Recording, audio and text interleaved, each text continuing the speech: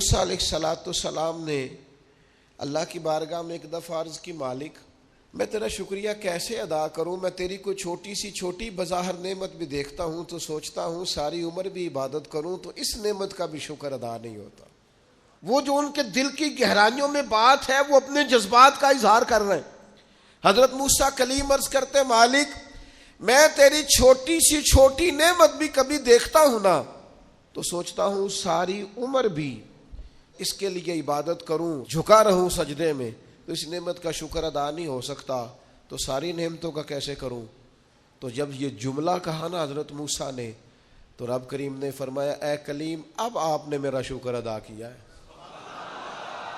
یہ سمجھیں آپ اس پہلو کو، یعنی جب یہ احساس پیدا ہو گیا نا کہ چھوٹی نعمت کا بھی شکریہ ادا کرنے کی طاقت ہم میں، فرمایا اب تو نے شکر ادا کیا ہے، اب سمجھ آئی ہے شکر کی۔ او میرے عزیز، جب مزاج شکر والا ہو، طبیعت شکر والی، ہر وقت مالک کا شکر، ہر وقت مالک کا شکر، ہر وقت مالک کا، یہ مزاج کا بھی پیدا۔ حضرت داؤد علیہ السلام نے اللہ کی بارگاہ میں عرض کی، مالک مجھے بتا تو صحیح، ایک نعمت کا شکر ادا کر کے میں اسے دیکھتا ہوں تو ساتھ ہی مجھے دوسری نظر آ جاتی ہے، اس کا شکر ادا کرتا ہوں تو تیسری نظر آ جاتی ہے، تیسری کا شکر ادا کرتا ہوں تو چوتھی۔ تو مالک نعمتیں اتنی زیادہ ہیں، آخر میں شکر کیسے ادا کروں؟ تو رب کریم نے فرمایا، اے داؤد آپ تو اپنے رب کی معرفت پانے لگ گئے ہیں، کو تو معرفت ہونے لگ گئی ہے، معرفت الہی پا گئے آپ نعمتیں گنے، زندگی میں گنو، آنکھ کی نعمت گنو، کان کی نعمت گنو، سمجھ کی نعمت گنو، آپ چلنے کی، چھونے کی، پکڑنے کی، سمجھنے کی نعمت شمار کرو، گنو۔ اللہ نے ماں باپ دیے، بہن بھائی دیے، اچھے استاد دیے، مشائخ دیے، گنو۔ اس کریم رب نے کرم کیا اور اپنے لاڈلے نبی کی امت بنایا۔ گنو، شمار کرو، اس نے کرم کیا، اور ایک وقت ایسا بھی آیا کہ اس نے بیت اللہ کے سامنے لا کھڑا کیا۔ ایک وقت ایسا بھی آیا کہ گنبد خضرا کے سامنے کھڑے ہو کے درود و سلام بھی پڑھا۔ کرو شمار وہ نعمتیں کہاں کہاں، کس کس مقام پر، اور خود ہی اللہ کا قرآن بولا، تم اگر نعمتیں گننا چاہو تو گن سکتے نہیں۔ بالکل ناراض نہ ہونا بھی زیادتی ہے، ناراض ہونا بھی چاہیے اور بڑا زبردست ہونا چاہیے، سخت شدت کے ساتھ غصہ کرنا چاہیے، پر کب؟ جب اللہ کی حدوں کو توڑا جائے، جب شریعت کی مخالفت کی جائے اور بے جا دین کی باتوں کو چھوڑا جائے، اللہ کی رضا کے لیے ناراض ہو۔ سیدہ طیبہ طاہرہ حضرت عائشہ صدیقہ رضی اللہ تعالیٰ عنہ فرماتی ہیں، کبھی اپنی ذات کے لیے حضور ناراض نہیں ہوئے، لیکن اگر اللہ کی حدیں توڑی جاتی تھی تو ناراض ہوتے تھے۔ چاہیے نا والد کو کہ بیٹا جان بوجھ کے نماز چھوڑ دے تو ناراض ہو، بیٹی پردہ نہ کرے تو ناراض ہو، چاہیے نا اسے کہ اگر اس کے گھر کے اندر کوئی غیر شرعی کام ہو رہا ہو تو وہ ناراضگی کا اظہار کرے، حکمت کے ساتھ سمجھائے، دانائی کے ساتھ تبدیل کرنے کی پوری کوشش کرے۔ آپ کا دل اس وقت پوری طور پر ناراض ہو جب آپ شریعت کی مخالفت ہوتے ہوئے دیکھیں۔ 10,000 گم ہونے پر تو جس کا دل پریشان ہوتا ہے، لیکن نماز ظہر قضا ہونے پر جسے کوئی اثر نہیں ہوتا، جو چند منٹ، آدھا گھنٹہ، پونا گھنٹہ نوکری سے لیٹ ہو تو احساس پیدا ہوتا ہے، لیکن کئی دن بیت گئے، فجر نہیں پڑی، کتنے دن گزر گئے، سویرے اللہ کی بارگاہ میں نہیں اٹھا، توجہ نہیں ہوتی۔ 2 حدیثیں اکٹھی عرض کرنے لگا ہوں، آپ نے ان دونوں روایات پر غور کرنا ہے۔ ایک قاضی اجاز رحمۃ اللہ علیہ نے شفا شریف میں لکھی اور ایک امام احمد بن حنبل نے اپنی مسند میں نقل فرمائی۔ صحابہ فرماتے، غزوہ احد کے موقع پر ہم نے نبی پاک علیہ السلام کے رخ زیبا پر خون بہتا ہوا دیکھا، کفار نے سنگ باری کی، تکلیف دی حضور کو، مقدس رخساروں پر خون بہا۔ ہم نے عرض کی، یا رسول اللہ دعا کرے نا یہ برباد ہو جائے۔ تو نبی پاک علیہ السلام نے فرمایا مجھے لان تان کرنے والا نہیں بنا کے بھیجا گیا، مجھے رحمت بنا کے بھیجا گیا۔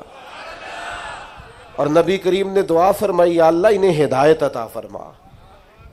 اس موقع پر جب حضور کو ذاتی طور پر تکلیف دی گئی ہے، مقدس چہرہ نور پر خون بہ رہا ہے اور صحابہ کے کلیجے پھٹ رہے ہیں، اور احد کے میدان میں حضور کا وہ رنگین چہرہ خون سے بھرا ہوا دیکھ کر طبیعتیں مچل رہی، تڑپ کے عرض کی حضور کریں دعا یہ تباہ ہو جائیں۔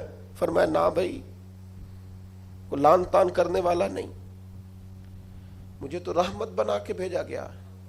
لیکن میرے عزیزو، غزوہ خندق کے موقع پر جب دشمنوں سے دفاع کرتے وقت نماز عصر مسلمانوں کی قضا ہوئی تو حضور نے ہاتھ اٹھا کے عرض کیا، کہا اے اللہ ان کے پیٹ آگ سے بھر دے جنہوں نے ہماری نماز عصر لیٹ کی، ہماری نماز لیٹ کر دی، صلاۃ وسطیٰ لیٹ کر دی۔ ہمیں تیرے حضور جھکنا تھا، ہمیں وہ نماز پڑھنی تھی جو بڑی قیمتی ہے، نماز عصر انہوں نے ہماری نماز لیٹ کر دی، ان کے پیٹ آگ سے بھر دے۔ حضور کا سارا چہرہ لہو سے بھرا ہے، پر ذات کے لیے دعا نہیں کی کہ یہ تباہ ہو جائیں، پر ایک نماز لیٹ ہو گئی۔ صحابہ کی عصر قضا ہوئی تو کریم نے ہاتھ اٹھا کے کہا یا اللہ بھر ان کے پیٹ آگ سے۔ او سنگیو، آؤ یارو اپنا اخلاق تو دیکھیں، میری بھی فجر قضا ہے، میرے پتر کی بھی قضا ہے، میری جوان بیٹی بھی جم کے سو رہی، کبھی ماتھے پر شکن تک نہیں آئی، لیکن میری روٹی لیٹ ہو جاتی ہے تو میں سارا گھر سر پہ اٹھا لیتا ہوں، زمین آسمان ایک کر دیتا ہوں۔ میرے بچے، آپ کے بچے ہماری نگاہوں کے سامنے وہ پوری طرح بری سوسائٹی کا شکار ہو جائیں اور وہ جانے کس کس گناہ میں لگ جائیں، معاذ اللہ شکن تک نہیں آتی، لیکن میرے کپڑے وقت پر استری نہیں ہوئے، مجھے ٹائم پر فلاں چیز نہیں دی گئی، آسمان سر پہ اٹھا لیا جاتا ہے۔ حضور نے تو ہمیں یہ اخلاق سکھایا ہے کہ لہو سے تیرا وجود بھی ذات کے لیے بھر دیا جائے، تو زبان سے لان تان نہ کرنا، یہ تیرے نبی کا طریقہ ہے۔ ام ربیہ ایک خاتون تھی، بڑی نیک عورت تھی، بغداد میں رہتی۔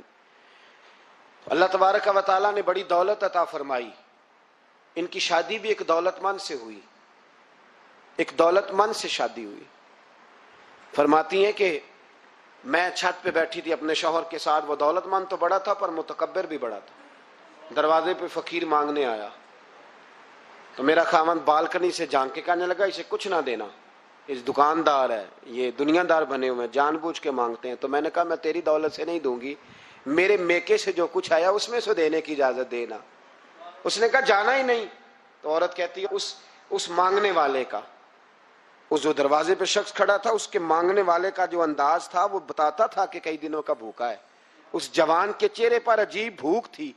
کہتی میں شوہر سے نظر بچا کے آئی اور میں نے چند دینار اس کی ہتھیلی پہ رکھے، جب رکھ کے میں نے دروازہ بند کیا تو سامنے میرا شوہر میں لگا میری بغیر اجازت کے دیتی ہے، جا تجھے 3 طلاقیں۔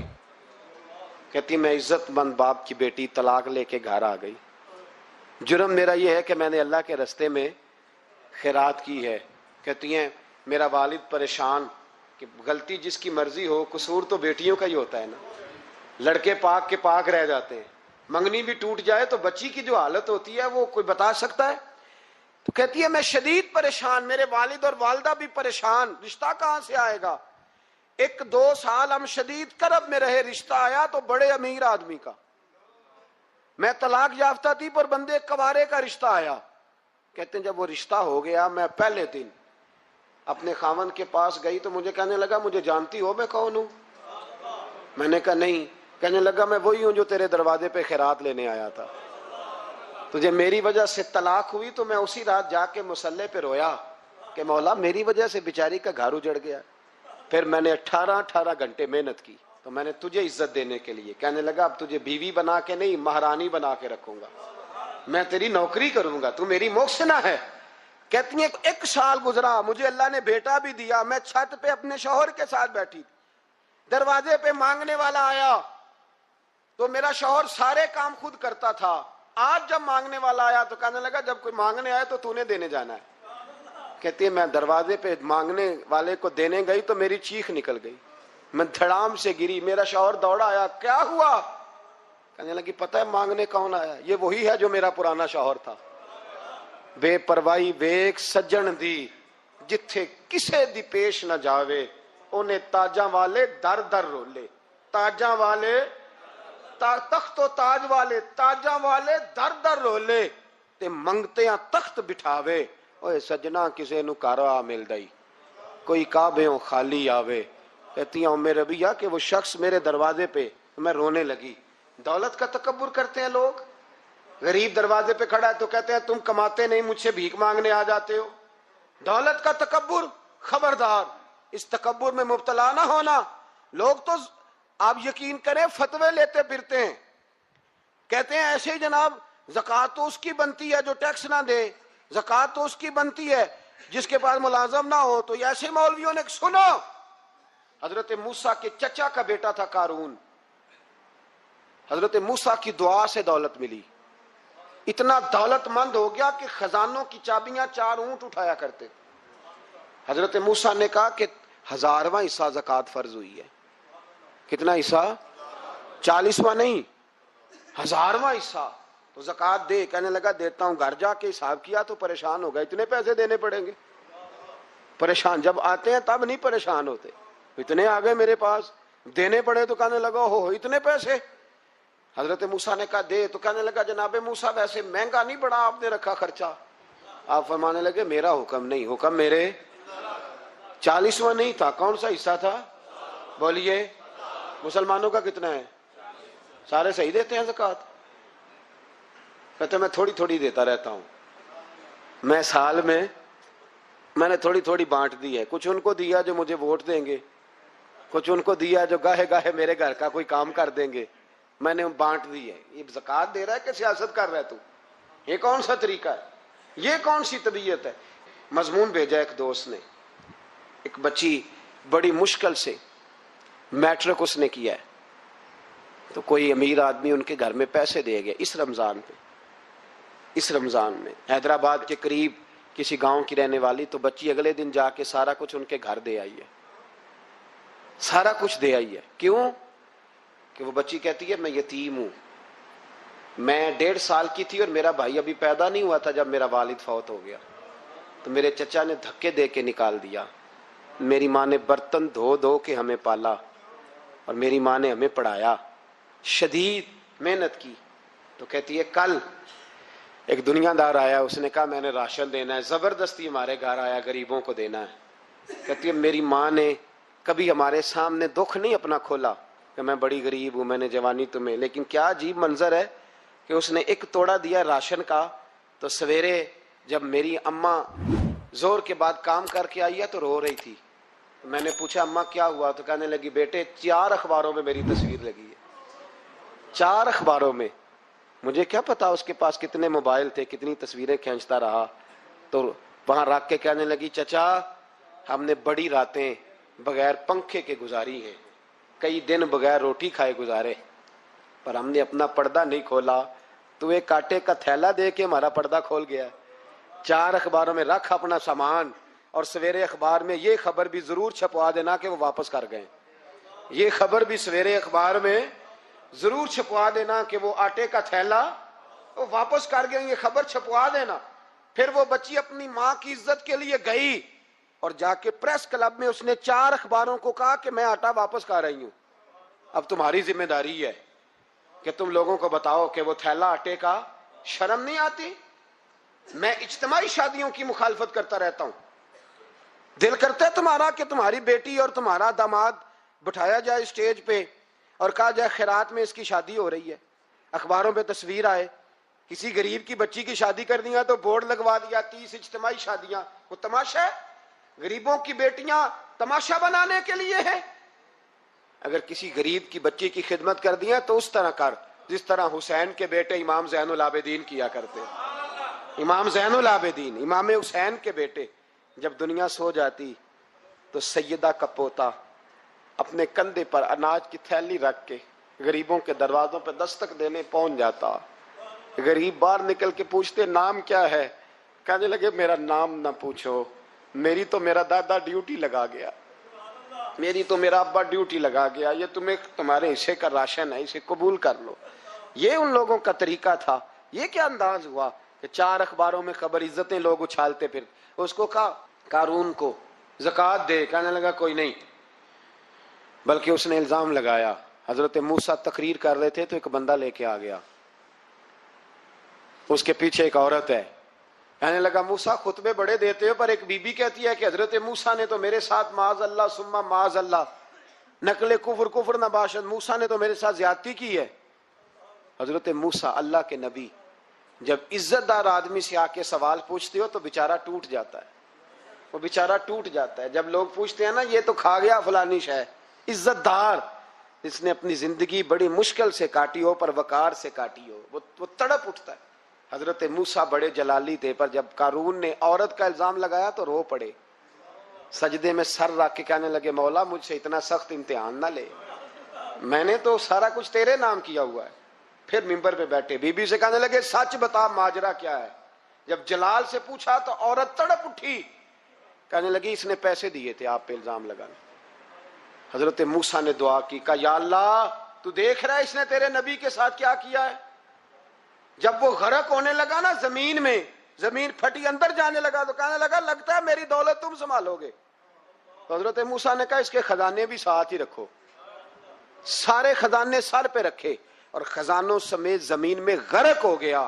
علم پڑے دا مان نہ کریے مت آکھی میں پڑھیا, او جبار کہار کہاوے متے روڑ دیوی دودھ کڑ. تو دولتوں سمیت لوگ غرق ہو گئے. کدھر گیا ان کا مال, کدھر گیا. اورنگزیب عالمگیر جانے لگے تو بیٹے سے کہنے لگے میرے ہاتھ نہ کفن سے باہر نکالنا, جنازہ اٹھے تو میرے ہاتھ لٹکنے چاہیے. لوگوں نے کہا کیوں, کہنے لگے میں لوگوں کو بتانا چاہتا ہوں تھا میں بادشاہ پر خالی ہاتھ جا رہا ہوں. کفن کو جیب ہوتی ہے تو کس کے لیے پیسے جمع کر رہے ہو, قبروں میں بینک ہوتے ہیں, کس کے لیے گن کے سوتے ہو رات کو, کس کے لیے. کل من علیہا, ہر چیز فنا ہوگی. نماز پڑھتا ہوں تو میرے رزق میں برکت بھی ہونی چاہیے. بھائی نہ برکت ہوگی تو نہیں پڑھو گے. سوال ہے, میں اب نیک کام کرتا ہوں تو لوگ میری عزت بھی کریں, تو اگر لوگ عزت نہیں کریں گے تو نیک کام چھوڑ جائیں گے. یہ شرطیں ہم نے لگائی ہیں, اس لیے ہم کئی دفعہ محبت نہیں کر رہے ہوتے, تجارت کر رہے ہوتے ہیں. تجارت, اور تجارت ٹھیک ہے, پھر اگر آپ کسی کے ساتھ تجارت کر رہے ہیں تو سامنے والا بھی تجارت ہی کر رہا ہے. پھر سودا بیچ لو, سودا خرید لو, سودا خرید لو, سودا بیچ لو, یہی کچھ ہوگا.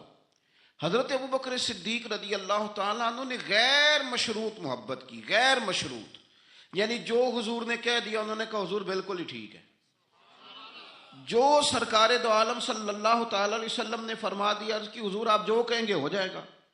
کوئی لیتا نہیں, کوئی لالا نہیں, کوئی اگر نہیں, کوئی مگر نہیں, کوئی ایسے کیسے, بس جو فرما دیا ٹھیک ہے, جیسے کر دیا ٹھیک ہے, جس انداز میں بات کر دی ٹھیک ہے. حضور نے کہا کہ جہاد پہ چلنا ہے چلتے ہیں. اب حدیبیہ میں صلح کرنی ہے, حضور ٹھیک ہے کر لیتے ہیں.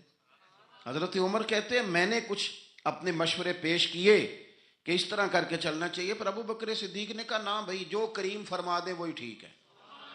ہم نے نہ کبھی قطرے پہ غور کیا اور نہ دریا دیکھا, بس جہاں تیری جھلک دیکھی وہیں ڈوب گئے.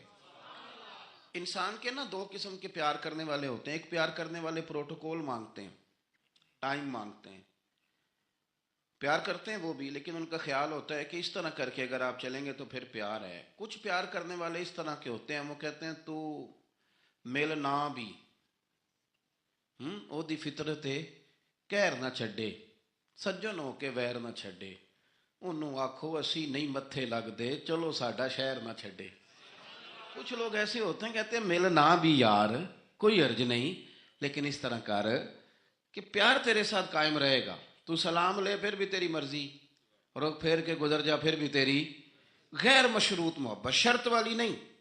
پھر کیا ہوتا ہے کہ آپ کسی پہ بوجھ نہیں بنتے, آپ کسی کو تکلیف نہیں دیتے, آپ کسی کو اذیت نہیں دیتے.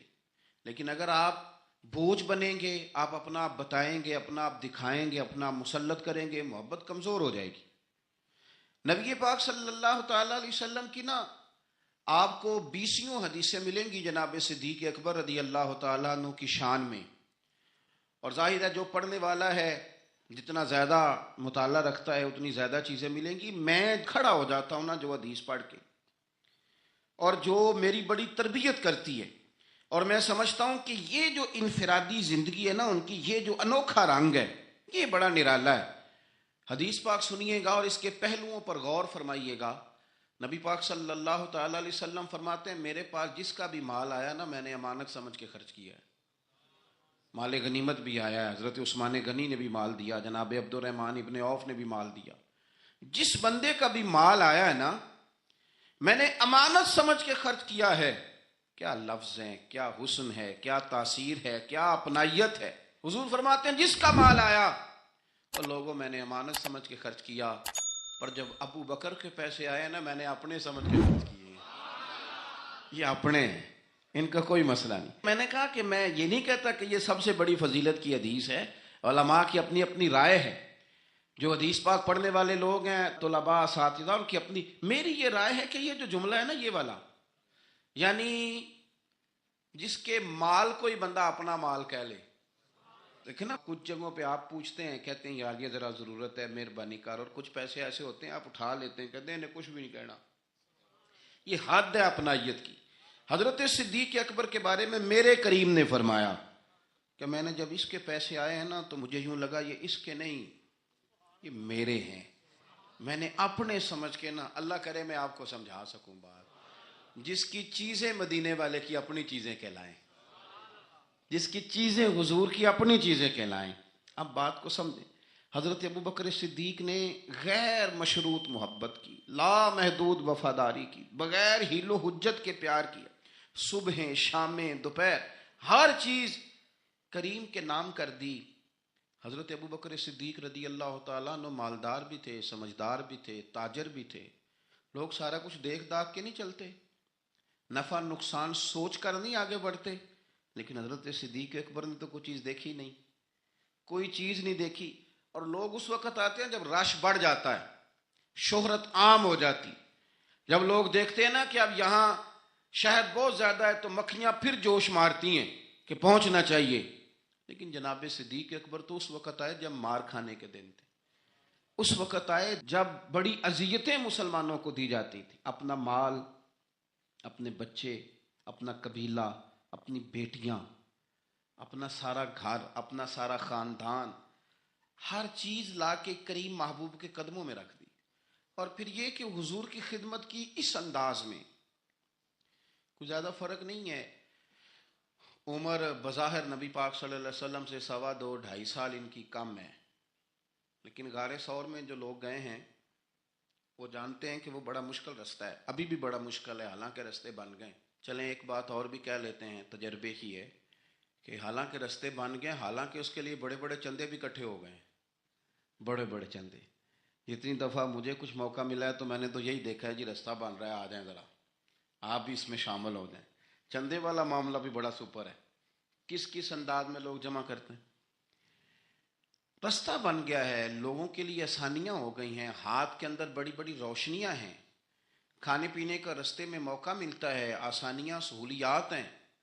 لیکن جناب صدیق اکبر کہتے ہیں رات کی تنہائی میں جب میں نے حضور کے مقدس قدموں میں ورم دیکھا، تکلیف دیکھی، تو میں نے کہا حضور مہربانی کریں آپ میرے کندھے پہ نہیں آ جاتے. کندھے پہ اٹھایا حضور کو، پباں پار قدم نہیں جے لاؤندا تے 100 پہاڑ تے چڑھیا جاندا تے او پہ جاندا تے یار ندی دا تے اے اصلی دلدار نبی دا. کندھوں پہ بٹھا کے نا حضور کو تو غار میں لے گئے. اب ایک اور بات بھی ذرا سمجھنا، وہاں جا کے نا تو حضور کو بٹھا لیا، کہنے لگے حضور آپ ذرا ٹھہرے، میں اندر دیکھتا ہوں کوئی چیز ہو نا، کبھی میں پہلے صفائی کر لوں، کوئی چیز تکلیف دینے والی ہو تو مجھے تکلیف دے. پہلے اندر گئے، صفائی کی، جھاڑ پونچھ کی، پھر حضور کو بلایا. ہمارے علماء نے یہاں ایک نقطہ لکھا ہے، وہ کہتے ہیں غار ثور میں پہلے جناب صدیق اکبر گئے پھر حضور گئے. پھر سمجھنا بات کو، پہلے جناب صدیق اکبر گئے پھر حضور گئے. اس کا مطلب ہے جہاں حضرت صدیق اکبر پہنچ جائے نا وہاں حضور بھی آ جاتے ہیں. تو علماء کہتے ہیں تو اپنے دل میں نا جناب صدیق اکبر کے لیے جگہ بنا، مدینے والے بھی تیرے دل کو پسند فرما لیں گے. جگہ بنانا جناب صدیق کے لیے، اپنے دل میں جگہ بنانا، اس شخص سے پیار کر. حضرت صدیق اکبر تو امت کے استاد ہیں. جس نے ادب سیکھا ہے حضور کا جناب صدیق اکبر سے سیکھا، جس نے وفاداری سیکھی اس نے جناب صدیق اکبر سے سیکھی، جس شخص نے نبی پاک علیہ الصلوۃ والسلام کی اتباع سیکھی اس نے جناب صدیق اکبر سے سیکھی. اپنی زندگی کو باندھ کر حضور کے قدموں میں گرا دیا، جس طرح حضور نے فرمایا، جس مقام پہ حضور نے فرمایا، جو نبی پاک نے چاہت کی، جس طرح رسول پاک صلی اللہ علیہ وسلم نے پسند فرمایا. کسی نے ایک دن پوچھا تھا سب سے زیادہ خوش کس دن ہوئے؟ فرمانے لگے میں حضور کو نا مکے سے مدینے لے کے جا رہا تھا تو گرمی بڑی شدید تھی، 2-3 دفعہ میں نے دیکھا تو حضور کے چہرہ نور پہ مجھے پسینہ نظر آیا. اب میں ڈھونڈنے لگا کہ کوئی ٹھنڈی چیز ملے نا تو میں حضور کو پیش کروں.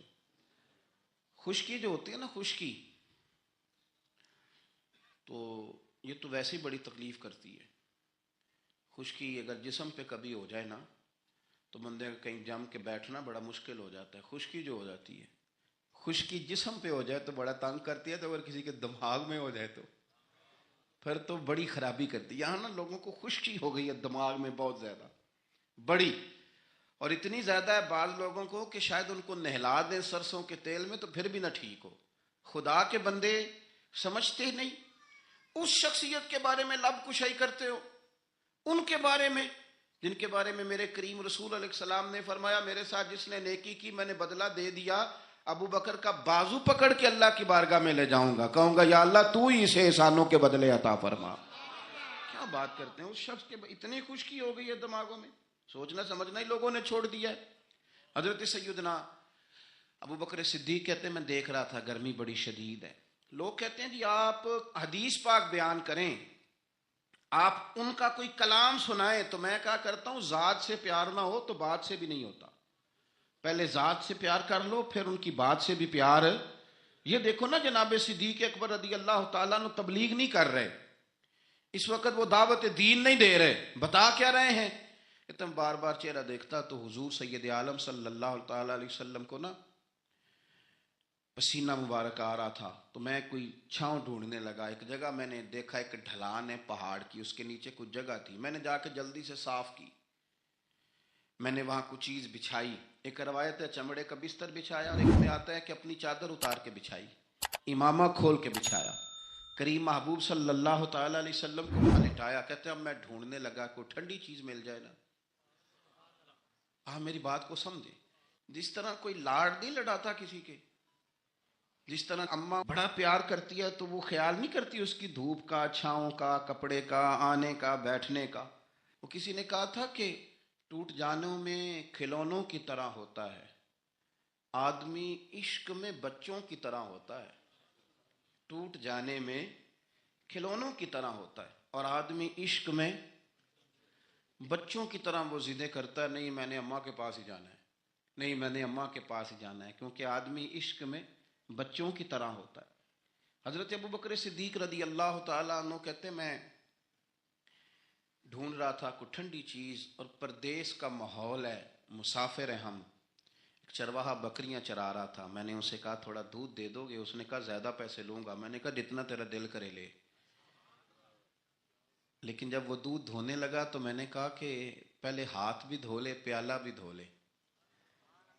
کہنے لگا یار بڑے پاک صاف ہو. میں نے کہا نہیں تجھے نہیں پتا، جن کے لیے لے کے جانا ہے نا انہیں اللہ نے بڑا پاک صاف پیدا فرمایا ہے.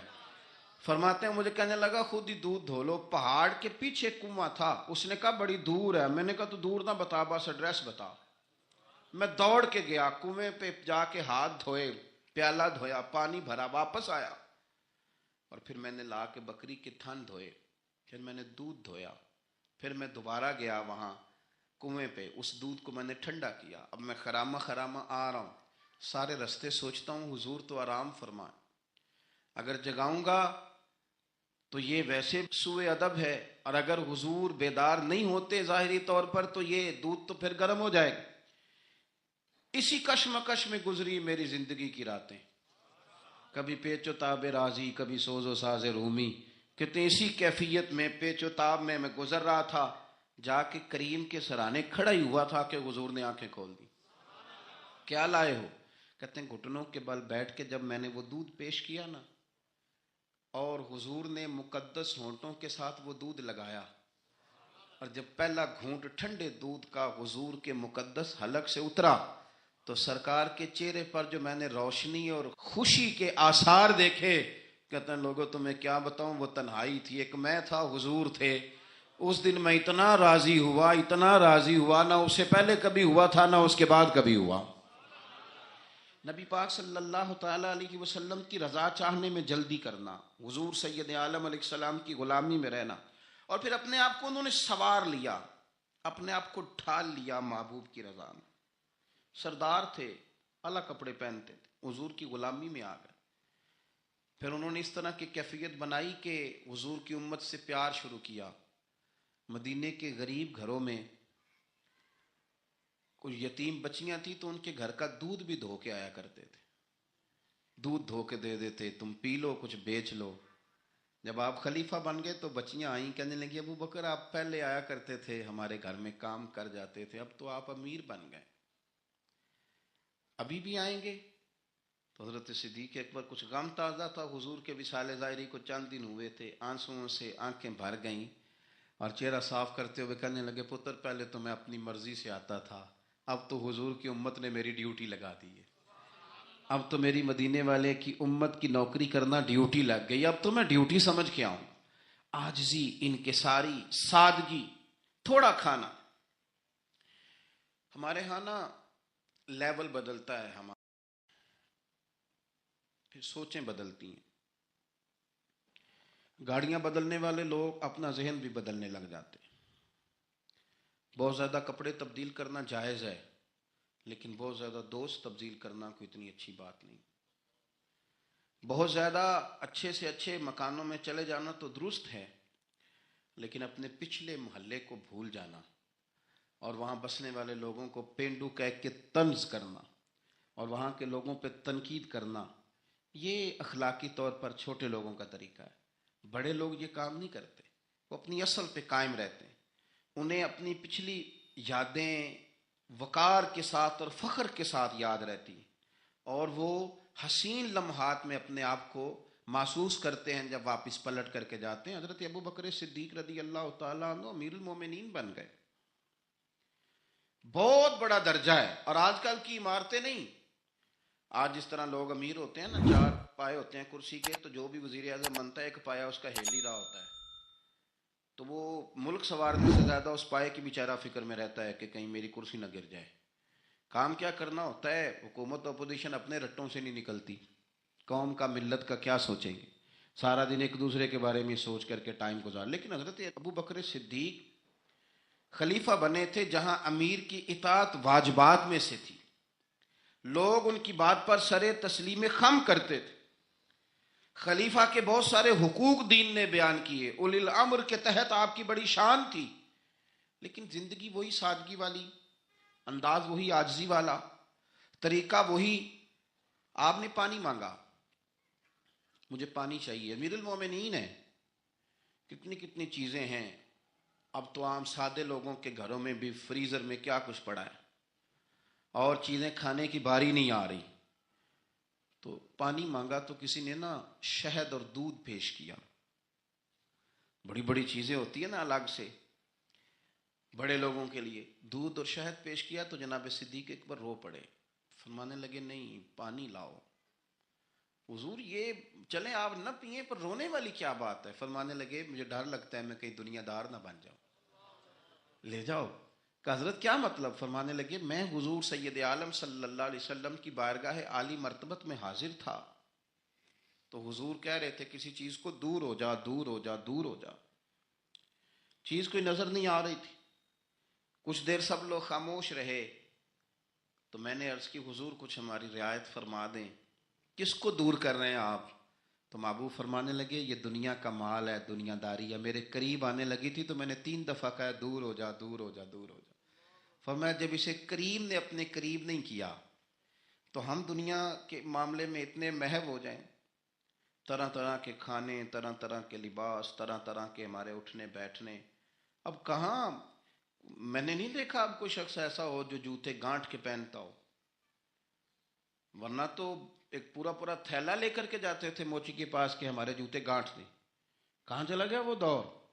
اور اس کے باوجود غربت کا رونا پہلے سے زیادہ رویا جا رہا ہے، پہلے سے زیادہ غربت کا رونا رویا جا رہا ہے. حضرت صدیق اکبر رضی اللہ تعالیٰ عنہ، عشق اگر عروج کا ہے تو اتباع کا جو جذبہ ہے، اپنے آپ کو زیادہ نہ پھیلائیں، سہولیات کا اپنے آپ کو زیادہ عادی نہ کریں، پروٹوکول کا اپنے آپ کو عادی نہ کریں. عزتیں اللہ کی بارگاہ عالی مرتبت سے ملتی ہیں، لیکن اپنے اصولوں پہ قائم رہیں.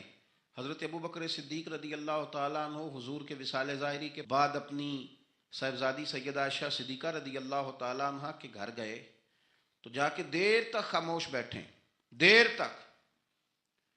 تو سیدہ عائشہ صدیقہ رضی اللہ تعالیٰ عنہ عرض کرتی ہیں کہ آپ بڑے خاموش ہیں، کیا بات ہے؟ کہنے لگے پتر تیرے نے چھت پہ میں جب آتا تھا تو نور دیکھتا تھا،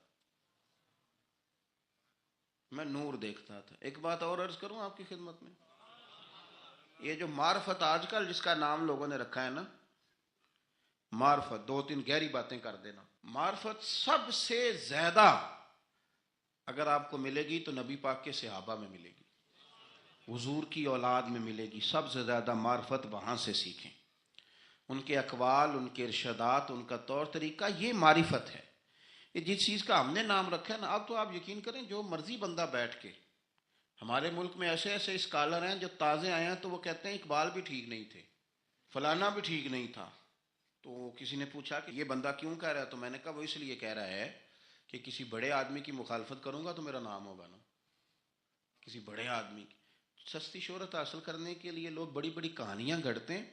اصل معرفت وہی ہے جو مصطفیٰ کریم نے بتائی اور صحابہ کرام علیہم رضوان نے اسے ہم تک پہنچایا. مہربانی کریں، کسی نئے رنگ روپ کی کوئی زیادہ ضرورت نہیں ہے. حضرت سیدنا ابو بکر صدیق رضی اللہ تعالیٰ عنہ کی معرفت کا کمال دیکھیں. فرمانے لگے بیٹا تیری چھت پہ میں نور دیکھتا تھا، آج دکھائی نہیں دے رہا، کیا معاملہ ہے؟ تو جناب عائشہ صدیقہ رضی اللہ تعالیٰ عنہ خاموش ہو گئیں. دیر کے بعد کہنے لگی ابا جی کرتا میرا بڑا ہی پھٹ گیا تھا، پیبند لگنے کی جگہ نہیں تھی تو ایک کرتا نیا منگوایا ہے، پتہ نہیں یہ کوئی دنیا داری نہ مجھ سے ہو گئی ہو، ایک کرتا نیا. ہمارے ہاں تو یہ حالت ہے کہ خواتین کہتی ہیں کہ اے سوٹ میں پہلا بھی ہوتے پاک گئی سا، تو وہ کیا کہیں گے کہ ایک ہی جوڑا ہے اس کے پاس.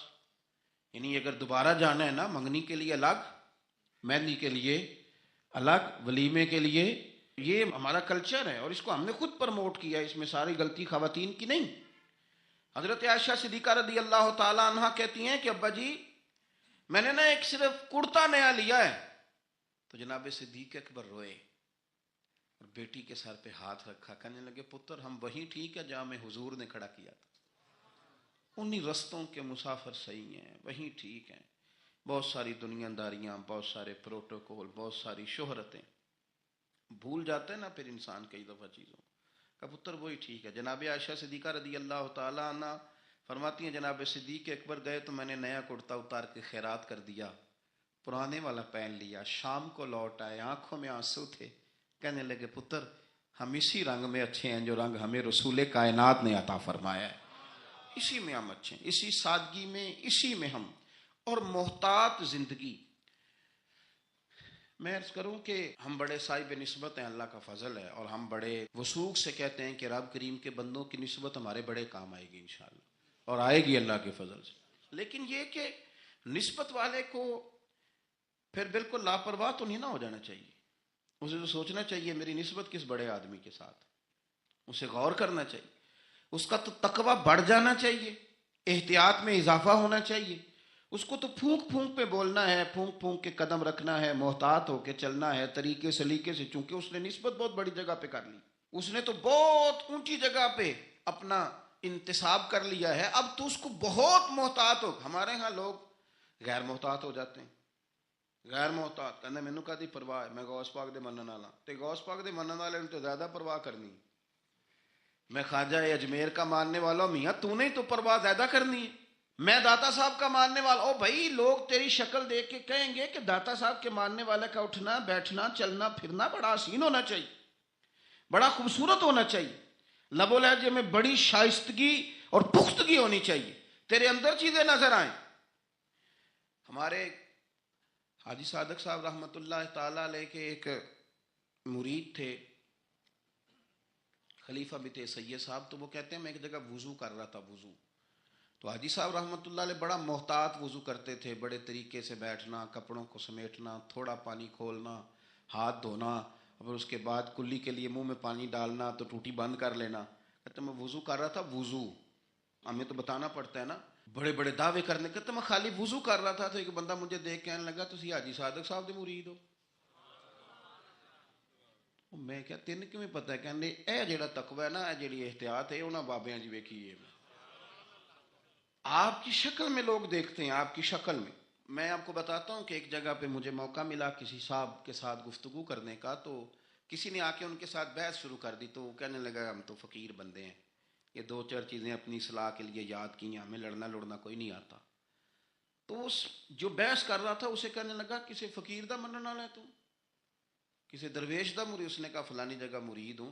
تو مجھے اتنی تسلی ہوئی بات کی، میں نے کہا اس کا مطلب ہے کہ فقیری صرف یہ ہے کہ آپ لمبے بال رکھ لیں تو فقیری تھوڑی ہے، آپ کے لب و لہجے سے لوگ پہچان لیتے ہیں کہ آپ درویش ہیں، آپ کا انداز صوفیاء والا ہے۔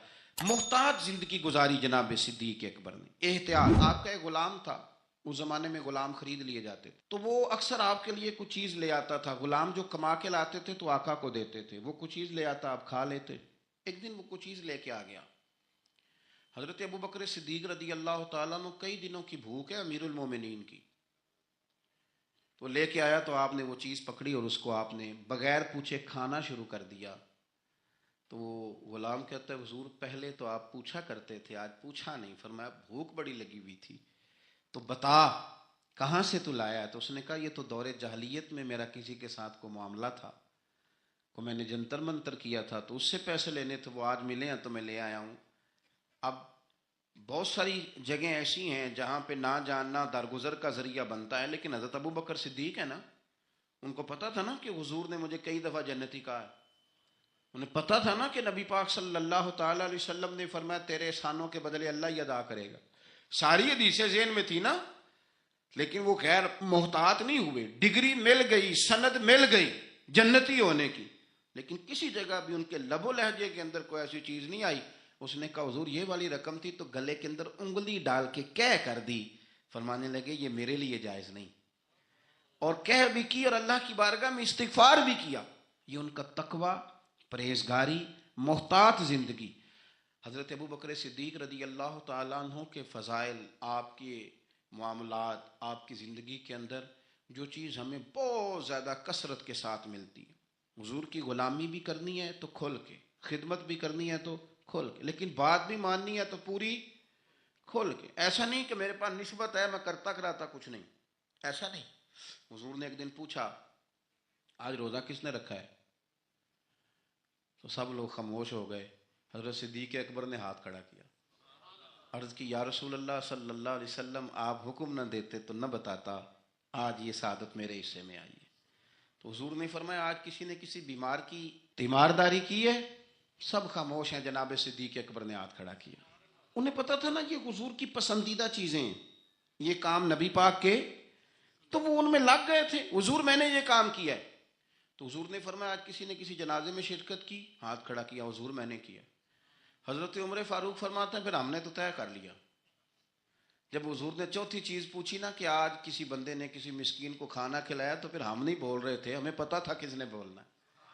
کہتے ہیں حضرت صدیق اکبر نے ہاتھ کھڑا کیا، جو بات حضور پوچھتے گئے وہ بتاتے گئے۔ تو نبی پاک علیہ الصلوۃ والسلام نے فرمایا جنتیوں کی 360 علامات ہیں، کسی میں ایک بھی پائی جائے تو وہ جنتی ہے۔ تو صحابہ کہتے ہیں ہم خاموش ہو گئے، تو کریم ابو فرمانے لگے یہ جو ابو بکر صدیق ہے نا، ان میں 360 ساری کی ساری پائی جاتی ہیں۔ بات اس بات پر ختم کرنے لگا ہوں کہ ہم لوگوں نے ایک تو دین کے معاملے میں لیت و لالا چھوڑ دینا ہے، چھوڑ دینا۔ ہم نے غیر مشروط محبت کرنی ہے رسول کائنات کی ذات کے ساتھ، غیر مشروط محبت اللہ والوں کے ساتھ۔ اور دوسری بات یہ کہ ہم نے محتاط رہنا ہے، ہم نے غیر محتاط نہیں ہونا۔ جب کوئی کسی کو آ کے کوئی بات کرتا ہے تو لوگ پوچھتے ہیں کس کے شاگرد ہو؟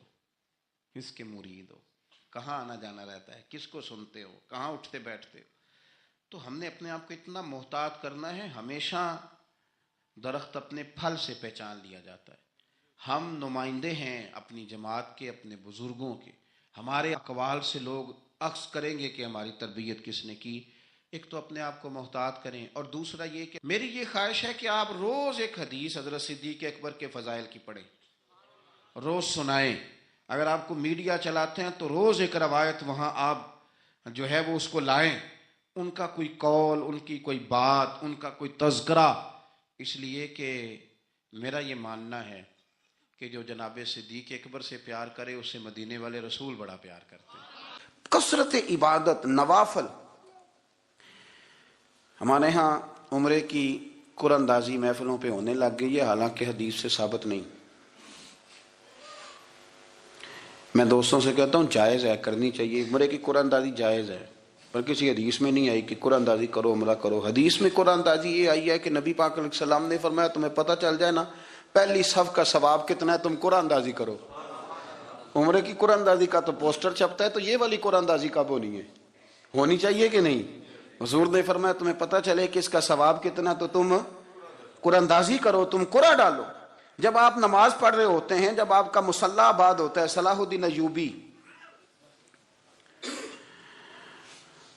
ایک بزرگ سے ملاقات ہو گئی, بیت المقدس پر قبضہ تھا عیسائیوں کا. تو صلاح الدین بڑے پریشان تھے. بابا جی کہنے لگے پتر کیا ہوا؟ کہنے لگے حضور پتہ چلا ہے دشمن کے 2 بحری بیڑے اسلحہ لے کے آ رہے ہیں. مسلمان پہلے ہی کمزور ہیں, اور اب اگر 2 بحری بیڑے اور آ گئے تو حضور مسئلہ بن جائے گا. تو میں پریشان ہوں کہ کس طرح یہ کم مسئلے والی ہماری فوج ہے کیسے مقابلہ کرے گی. تو بابا جی کہنے لگے پتر اس طرح کرنا, آج رات تو بھی دعا کرنا اور میں بھی کروں گا, تو بھی دعا کرنا. آپ ناراض نہ ہونا, ہم تو پیروں والے ہیں, ہم تو پیروں کے نوکر غلام ہیں, ہمارا تو گزارا ہی نہیں, ہمیں تو ملتا ہے سارا کچھ وہاں سے. پر میرا سوال یہ ہے کہ تعویذ لینے جاتے ہو, نفل کیوں نہیں پڑھتے؟ رات اللہ اللہ کیوں نہیں کرتے؟ یہ بھی تو ہمارے بزرگوں کا ہی طریقہ ہے, انہوں نے تو ہمیں سکھایا ہے. صلاح الدین ایوبی سے بزرگوں نے کہا کہ رات آج نا اللہ اللہ کرنا, تو میں تیرے لیے دعا کروں گا, تو بھی دعا کرنا. تو بندہ جب دکھی ہوتا ہے تو سجدہ کرتا ہے, تو پھر ہی تو مصلی بھیگ جاتا ہے, پھر ہی تو مزہ آتا ہے. سکھی بندہ تو کعبے جا کے نہیں روتا. دکھی تھے, تکلیف تھی, تو سر رکھا سجدے میں تو تڑپ گئے. اور وہ بابا جی کہتے ہیں میں مسجد آیا تو صلاح الدین چیخے مار کے رو رہا تھا اور کہہ رہا تھا مالک میں کوئی اپنی شان کے لیے تو نہیں نہ لڑ رہا, اللہ کو میں کوئی قبضوں کے لیے تو نہیں لڑ رہا, مالک تیرے لیے لڑ رہا ہوں, مجھے بے آبرو نہ کرنا, میری مدد فرمانا. کہتے ہیں میں آیا تھا کہ مسجد میں دعا کروں گا, پر صلاح الدین ایوبی کو روتے دیکھا تو میں لوٹ گیا. تو سویرے صلاح الدین ملے تو بڑے خوش تھے. میں نے کہا پتر کیا ہوا؟ کہنے لگے حضور وہ بحری بیڑے 2 آ رہے تھے نا اسلحہ لے کے, دونوں ڈوب گئے پانی میں ڈوب گئے. تو بابا جی کہنے لگے صلاح الدین وہ پانی میں نہیں ڈوبے, وہ تیرے آنسوؤں میں ڈوب گئے, وہ غرق ہو گئے. وہ جو تو نے مصلی بات کیا تو وہ تیرے آنسوؤں میں ڈوب گئے, وہ غرق ہو گئے, وہ تباہ اتنے قیمتی تھے تیرے آنسو کے بہا لے گئے دشمن کے بحری بیڑوں کو. میرے بھائی ٹھیک ہو گیا جی, میرے عزیز سمجھ لیں اس بات کو ہمیشہ کے لیے, اور اس پر غور کر لیں اچھے طریقے سے کہ میرے رسول کریم سید عالم صلی اللہ علیہ وسلم نے نا ہماری توجہ دلائی, حضور نے ہمیں بتلایا, ہمارا ذوق بڑھایا عبادت کی طرف. ایک صحابی تھے حضرت ابو فاطمہ رضی اللہ تعالیٰ عنہ, یہ ترمذی شریف کی حدیث ہے. نبی پاک علیہ السلام نے فرمایا ابو فاطمہ قیامت کے دن مجھ سے جلدی ملنا چاہتے ہو کہ دیر کے ساتھ؟ تو کہنے لگے حضور کون ہوگا جو دیر سے ملنا چاہے گا, ہم نے تو جان دے دی وعدہ دیدار پر. اعلیٰ حضرت فرماتے ہیں جان دے دی وعدہ اور نقد اپنا دام ہو ہی جائے گا. پتھر تو نور جنابوں سورج کر چمکوندا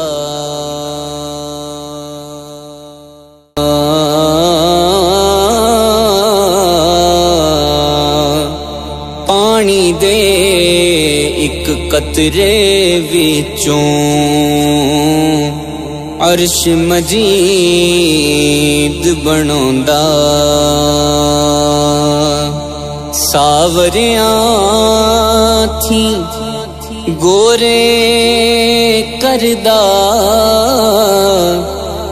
گوریاں وچوں کالا سب سمندر وچوں موتی کو کافاں وچوں لالا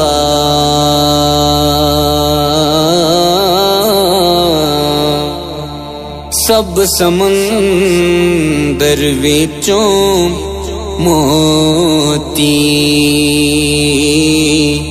کو کافاں وچوں لالا کردا نبی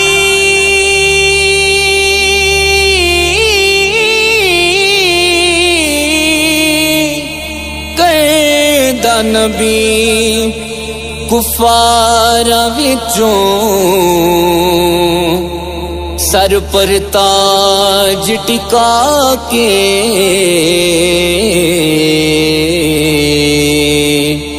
مالکاں تھی شیطان بناوے توک گلے وچ پا کے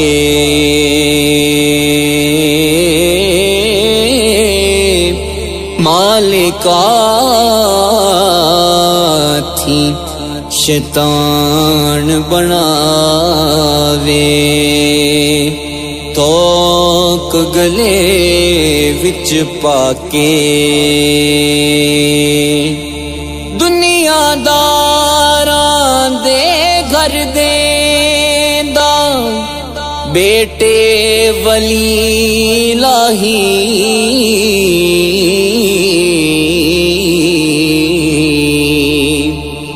دنیا داراں دے گھر دیندا بیٹے ولی لاہی ولیاں دے گھر پیدا کردا میرے وانگ گناہی ولیاں دے گھر پیدا کردا میرے وانگ گناہی سونی صورت تے عاشق ہونا سونی صورت تے عاشق ہونا قادیے دانائی مجھے لگتا ہے کہ یہ سودا نقد و نقد ہو جانا ہے، چونکہ ہم نے جان دے دی وعدہ دیدار پر. آپ نے وعدہ کیا تھا کہ مریں گے تو پھر زیارت ہوگی، تو مر گئے ہم زیارت کی خاطر. جان دے دی وعدہ دیدار پر، تو نقد اپنا دام ہو ہی جائے گا. اے رضا ہر کام کا ایک وقت ہے، دل کو بھی آرام ہو ہی جائے گا. تو حضرت ابو فاطمہ رضی اللہ تعالیٰ عنہ سے نبی پاک صلی اللہ علیہ وسلم نے فرمایا جلدی ملنا چاہتے ہو کہ دیر سے؟ عرض کی حضور فٹافٹ ملنا ہے، میں نے قیامت کے دن آپ سے جلدی ملنا ہے. تو نبی پاک علیہ السلام نے فرمایا پھر اس طرح کرنا، دنیا میں رہ کے سجدے زیادہ کرنا، پھر سجدے زیادہ کرنا، قیامت میں ملاقات جلدی ہو جائے گی، قرب ملے گا تمہیں. اپنے بچوں کے اندر دیکھیں نا، ہم شوق پیدا کرتے ہیں، ہمیں صحیح لفظ نہیں بولنے آتے پر ہم بچوں میں شوق پیدا کرتے ہیں کہ پتر ڈاکٹر بن جائے گا تو بڑا نفع کرے گا، تو لوگوں کی خدمت کرے گا، ملک و ملت کی خدمت کرے گا، تیرے ابا کا نام روشن ہوگا، تیرے دادا کی تعریفیں ہوں گی. ہم یہ ذوق پیدا کرتے ہیں. ہم اپنے نوجوانوں کے اندر یہ فکر پیدا کرتے ہیں، انہیں ہم سمجھاتے ہیں کہ میاں جب تم پڑھو گے، محنت کرو گے تو فلاں آدمی کی طرح تمہارا نام ہوگا. یہ جتنا ذوق ہم بچوں کے اندر ان چیزوں کا پیدا کرتے، ہمیں حکم ہے کسی طرح ہم ذوق پیدا کریں کہ پتر نماز پڑھے گا تو اللہ راضی ہو جائے گا، تو سجدہ کرے گا. دیکھیں نا میرے رسول کریم علیہ السلام نے فرمایا 7 سال کے بچے کو مسجد لے کے جاؤ، یعنی اسے شوق دلاؤ، اس کے اندر یہ خاصیت پیدا کرو کہ اس کا دل کرے مسجد میں جانے کا. اس کے اندر یہ خصوصیات لاؤ کہ وہ ہمارے ہاں نا ہر چیز کو پروموٹ کیا جا رہا ہے، ہر چیز کو، یعنی سر سنگیت سکھانے کے لیے اکیڈمیاں بن گئی ہیں، ہر شے پروموٹ ہو رہی ہے، عبادت کا جذبہ کم ہوتا جا رہا ہے، اللہ کا ذوق ہمارے اندر نہیں رہا۔ اور اتنا مشکل ہم نے اپنے لیے بنا لیا ہے کہ وہ بندہ جو بڑی زبردست مذہبی گفتگو کر رہا تھا اور تگڑی بات کر رہا تھا، کیا بات ہے، لیکن نماز کے بارے میں کمزوری دکھا جاتا ہے، نوافل کے بارے میں وہ چپکے سے نکل جاتا ہے۔ امام احمد بن حنبل رحمۃ اللہ تعالی علیہ، مسند امام احمد بن حنبل 14 جلدوں میں ہے مارکیٹ میں، اور مجھے تو خیر پسند ہی بڑی ہے، میں نے کئی دفعہ پڑھی ہے، اور کیا بات ہے امام احمد بن حنبل کی، کیسے تگڑے قسم کے محدث تھے، اور اللہ نے کتنا انہیں اعزاز عطا فرمایا ہوا تھا۔ یہ کوڑے بھی کھاتے تھے دین کی خاطر، سارا کرتا لہو سے بھر بھی جایا کرتا تھا، بڑا اعزاز والا شخص تھے، بڑے اعزاز والے، حدیثیں جمع کرنا، حدیثیں لکھنا، حدیث پڑھانا، سارا دن رہتے تھے، کہہ سکتے تھے کہ میں کر تو رہا ہوں کام، اور حدیث بھی موجود ہے کہ عالم عابد سے افضل ہوتا ہے، پر اس کے باوجود امام احمد بن حنبل رحمۃ اللہ علیہ 300 نفل فرض نمازوں کے علاوہ پڑھا کرتے تھے، 300 نوافل روز پڑھا کرتے تھے۔ ان کے بیٹے نے کہا ابا جی مکان خریدنا ہے تو کوئی جگہ کہاں کر کے لوں، بہت ساری آبادیاں، تو فرمایا پتر وہاں لینا جہاں مسجد قریب ہو۔ میرے رسول کریم سید عالم صلی اللہ علیہ وسلم اتنا پسند کرتے مسجد کو، اتنا پسند کرتے نماز کو، کہ رسول کریم صلی اللہ علیہ وسلم تہجد کی نماز بھی پڑھتے، پھر حضور فجر کی نماز بھی پڑھتے، نبی پاک وتر کو الگ کر کے پڑھتے، عشاء کے ساتھ نہیں پڑھتے۔ یہ تو ہم اس لیے اجازت دی ہمارے بزرگوں نے کہ بعد میں اٹھے گا کون علیحدہ وتر پڑھنے کے لیے، عشاء کے ساتھ پڑھ لے، وتر پڑھتے، تہجد پڑھتے، فجر پڑھتے، اشراق پڑھتے، چاشت پڑھتے، پھر مغرب کی نماز کے بعد 6 رکعت اوابین پڑھتے، پھر رات کو صلاۃ اللیل پڑھتے۔ سیدہ عائشہ صدیقہ کہتی ہیں زمانہ سو جاتا اور میرے رسول مصلی بچھا کے کھڑے ہو جاتے، او یار کھیتی باڑی کر کے نہیں، محنت مزدوری کر کے نہیں۔ جناب عائشہ کہتی ہیں میں یہ بھی دیکھتی کہ حضور ایک آیت شروع کرتے تو ساری رات اسی کو پڑھتے، اور میری نظر جاتی تو قدم مبارک پہ ورم آ جاتا۔ یار نماز پڑھ کے، اتنی مشقت کر کے، اتنی جد و جہد کر کے ورم آ گیا، یا رسول اللہ اتنی محنت کیوں کرتے ہو؟ فرمایا افلا اکون عبدا شکورا، کیا میں اپنے رب کا شکر گزار بندہ نہ بنوں؟ صحابہ کا ذوق عبادتوں کا، ریاضتوں کا، تلاوتوں کا، طبیعت ہے ان کی، وہ ایک دوسرے کو، حضرت مولا علی شیر خدا کرم اللہ تعالی وجہہ الکریم کے زمانے میں روم کے بادشاہ نے کہا یار یہ مسلمانوں کا پتہ تو کرو، یہ آخر کیوں اتنے زیادہ مجاہد ہیں؟ اس زمانے میں جاسوس بھیجنے کا مزاج تھا، اب تو جاسوس پکڑا جاتا ہے، اب تو جاسوس، اور جاسوسی کا شوق ویسے آج بھی ہے۔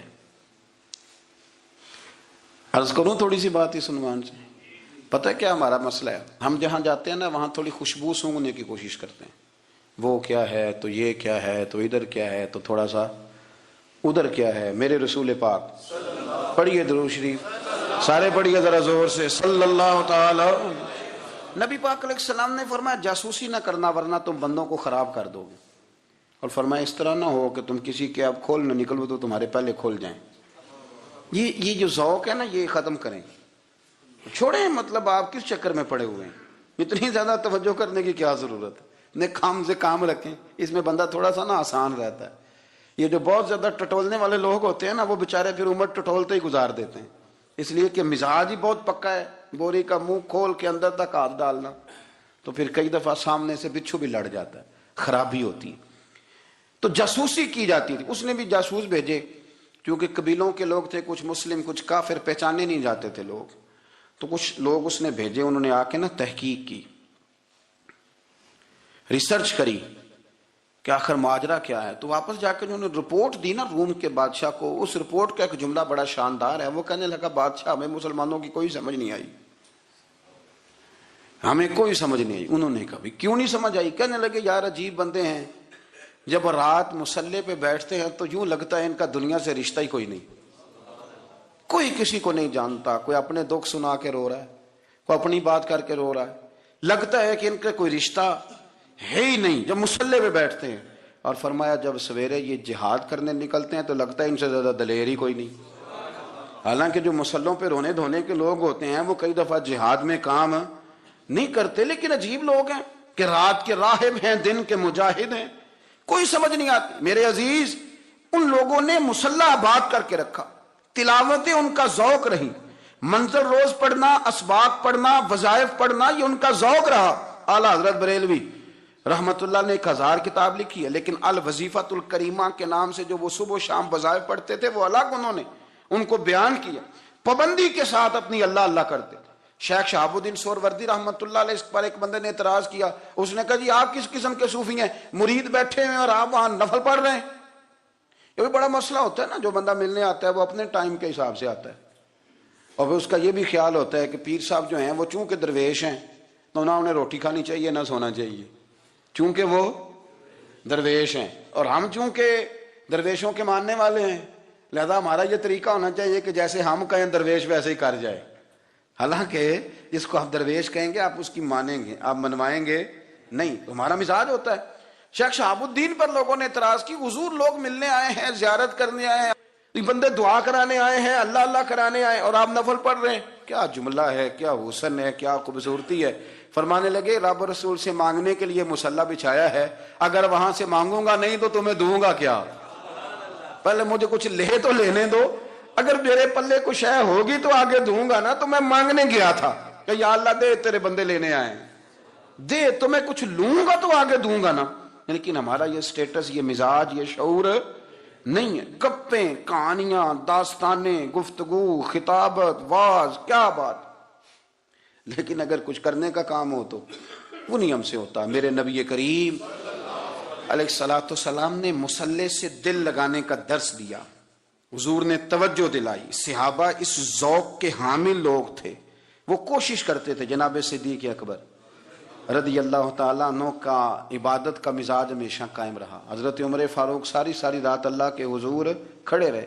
حضرت عثمان غنی رضی اللہ تعالیٰ عنہ عشاء کی نماز پڑھ کے 2 رکعتوں کی نیت باندھتے تھے، 15 سپارے پہلی رکعت میں پڑھ دیتے تھے اور 15 سپارے قرآن مجید کے دوسری رکعت میں پڑھ دیتے تھے۔ آپ نے نا حضرت عمر فاروق کے وصال کے بعد ان کی ایک بیوہ سے نکاح کیا،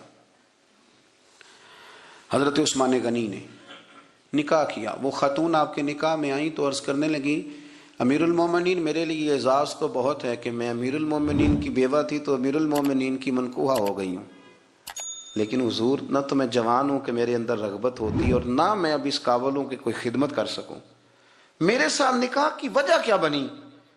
تو عثمان غنی رو پڑے، فرمانے لگے میں نے عمر فاروق کو مسجد میں اپنے رب سے ڈرتے ہوئے دیکھا ہے، میں نے اسے روتے ہوئے دیکھا ہے، عدل کرتے دیکھا ہے، انصاف کرتے دیکھا ہے، امت کی خیر خواہی کرتے دیکھا۔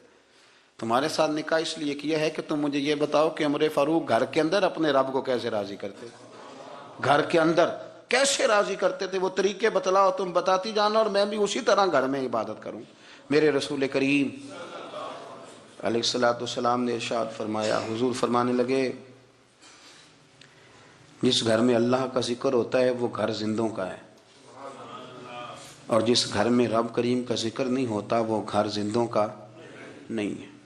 گھر نا ہم نا کتابوں میں پڑھتے ہیں کہ ایک بزرگ کہتے ہیں، حضرت فضیل بن ایاز کہتے ہیں کہ میں ایک گلی سے گزر رہا تھا تو گھر کے اندر کسی قاری صاحب نے قرآن کی آیت پڑھ دی، وَلِمَنْ خَافَ مَقَامَ رَبِّهِ جَنَّتَانِ، میں میرے کانوں سے ٹکرائی تو اللہ نے میری کایا ہی پلٹ دی، میں توبہ کر گیا۔ اب گھر کے اندر سے آواز آئے تو صحیح نہ تلاوت کی، پر اندر سے آواز آتی نہیں، یا ڈیک بجنے کی آواز آتی ہے، یا ٹی وی چلنے کی آواز آتی ہے، یا دھوم مچانے کی آواز آتی ہے۔ عبادت کا وہ جو خاص شوق تھا، وہ جو حسن تھا، وہ جو توانائی تھی، وہ جو بات تھی۔ ایک جگہ پہ ہم بیٹھے تھے تو وہاں ایک صاحب آئے اور انہوں نے آتے ہی کہا کہ مہربانی کریں ذرا مجھے مصلی دے دیں، میرے نہ کچھ نفل رہ گئے۔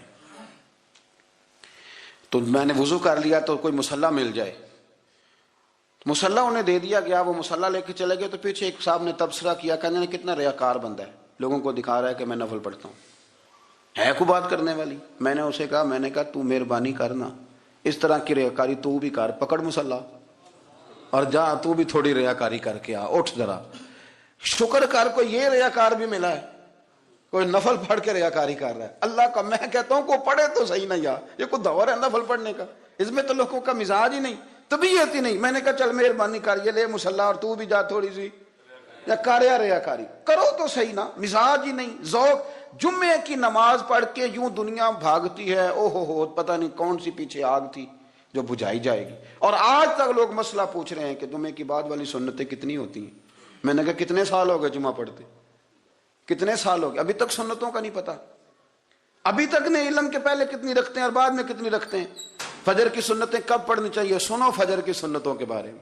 میرے رسول کریم سید عالم صلی اللہ تعالی علیہ وسلم سے ایک صحابی نے پوچھا تھا, حضور میری فجر کی سنتیں رہ گئیں یا رہ جاتی ہیں تو حکم کیا ہے, کیا انداز ہے حضور کا. بخاری مسلم کے لفظ سنو, حضور سید عالم صلی اللہ علیہ وسلم فرمانے لگے. اس نے کیا پوچھا تھا, حضور جواب کیا دیتے, فرمایا فجر کی سنتیں کبھی نہ چھوڑنا, فجر کی پہلی 2 سنتیں کبھی نہ چھوڑنا. یا رسول اللہ صلی اللہ تعالی علیہ وسلم میری رہ گئی ہیں, رہ جاتی ہیں. فرمایا فجر کی 2 سنتیں نہ چھوڑنا, فرمایا فجر کی پہلی 2 سنتیں مجھے دنیا اور دنیا کے اندر جو کچھ ہے وہ سب سے زیادہ پیاری ہے. جسم اور کیا چاہیے, ان کے ہم ہو گئے جب ہمارا ہوا, ان کے ہم ہو گئے جب ہمارا ہوا.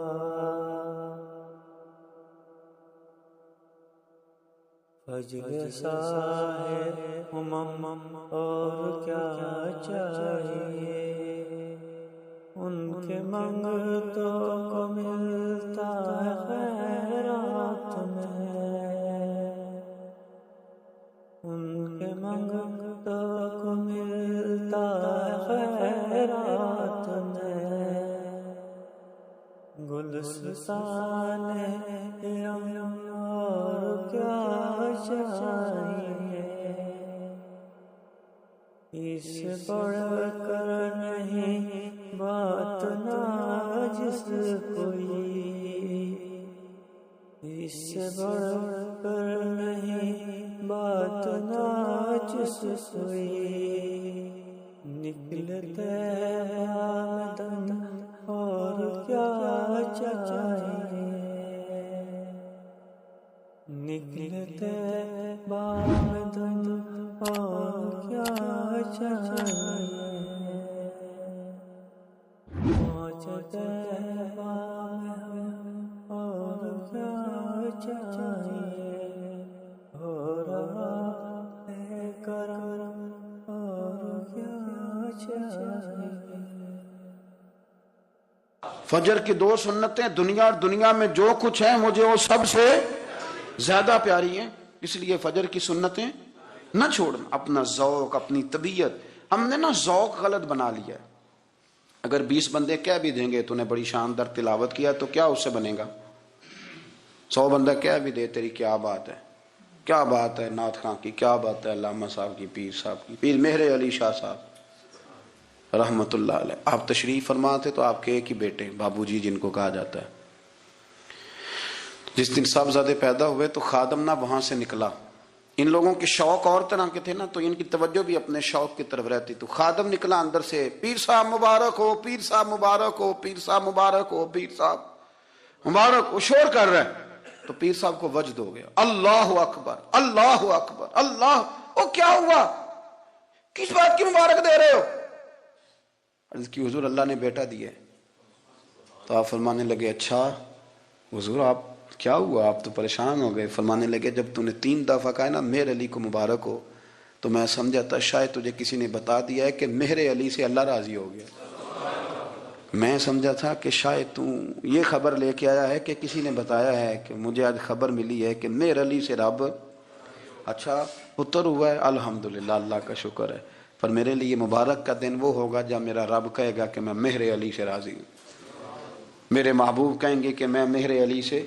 آپ بات کو سمجھیں, شوق ہی کسی اور طرف تھا, دل ہی کہیں اور لگا ہوا تھا, طبیعت ہی کہیں اور مائل تھی. کوئی وظیفہ پوچھتے تھے تو پڑھتے تھے وہ لوگ, کچھ اللہ اللہ انہیں بتائی جاتی تھی تو کرنے کا ذوق رکھتے تھے, طبیعت تھی, قائل تھے. حضرت ربیع کہتے ہیں میں بڑی دور سے سفر کر کے گیا حضرت اویس کرنی سے ملنے, بڑی دور سے. اور جب میں پہنچا تو فجر کا وقت تھا, تو حضرت اویس کرنی کو میں نے پا لیا. تو وہ نماز پڑھ کے نا कुरान शरीफ लेके बैठ गए। फरमाते हैं इशराक चाश्त का वक़्त हुआ तो नफलों की नीयत बांध ली।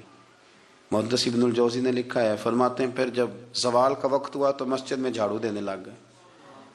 ज़ोर की नमाज पढ़ के तो असर की तैयारी तक वो मस्जिद में बैठे रहे। और मेरे नबी पाक अलैहिस्सलाम ने फरमाया जो नमाज के इंतज़ार में बैठा हो वो नमाज ही में है, वो नमाज ही में है। फरमाया मेरी दुनिया, मेरी उम्मत की जो रहबानियत है ना वो इतनी है कि नमाज का इंतज़ार करे। आज़ान के बाद नमाज का ये राहब है, ये इस वक्त छोड़ के बैठे हैं सारा कुछ। फरमाते हैं असर तक उन्होंने अल्लाह अल्लाह की, फिर मगरिब तक की, इशा की नमाज हुई तो नमाज पढ़ी तो वो थक गए। अब मुझे वो फारिग हुआ, मुसल्ला छोड़े तो मैं मुलाकात करूं ना। ये आप हैरान ना हो कि इतनी देर बंदा कैसे अल्लाह अल्लाह कर, हमने की नहीं ना इसलिए हम परेशान हैं। जो आदी होते हैं वो कर भी लेते हैं, वो ये काम। मेरी बात की समझ आ रही है? जब जाते हो किसी दफ्तर में तो 8 घंटे खड़े रह लेते हो ना, मजबूरी होती है तो खड़े रहा जा सकता है। पासपोर्ट के दफ्तर, बोलिए, इमिग्रेशन की लाइनों में, और मैंने तो एम्बेसियों में बंदे 12-12 घंटे पहले जाके खड़े देखे, रह लेते हैं खड़े। तो अगर इन कामों के लिए रहा जाता है तो अल्लाह रसूल के लिए भी खड़े रहा जा सकता है।